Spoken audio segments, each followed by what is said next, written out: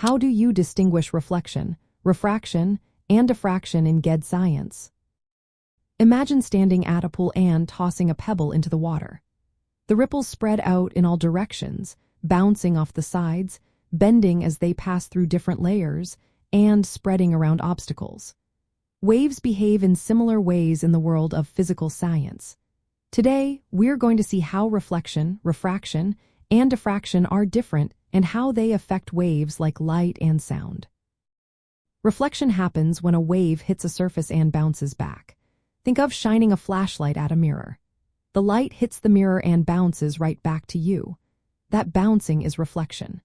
With sound, when you shout in a canyon and hear an echo, that's because sound waves bounce off the canyon walls and return to your ears. Reflection always involves a wave hitting a surface and bouncing back in the same medium. Refraction is a little different. It's when a wave passes from one medium into another and bends as a result.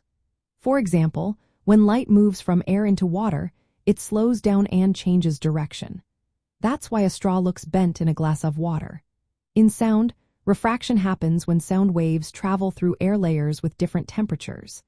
The change in temperature causes the sound to bend, making it seem like the sound is coming from a different direction.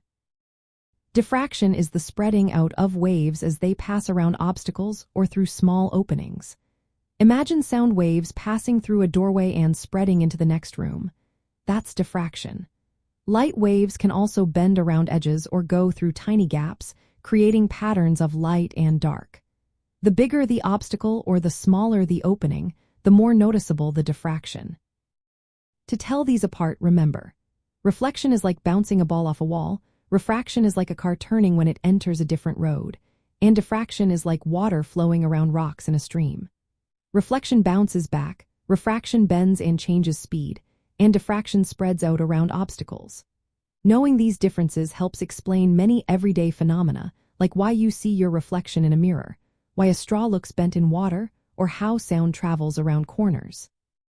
These ideas are key for understanding waves in physical science and are often tested on the GED exam.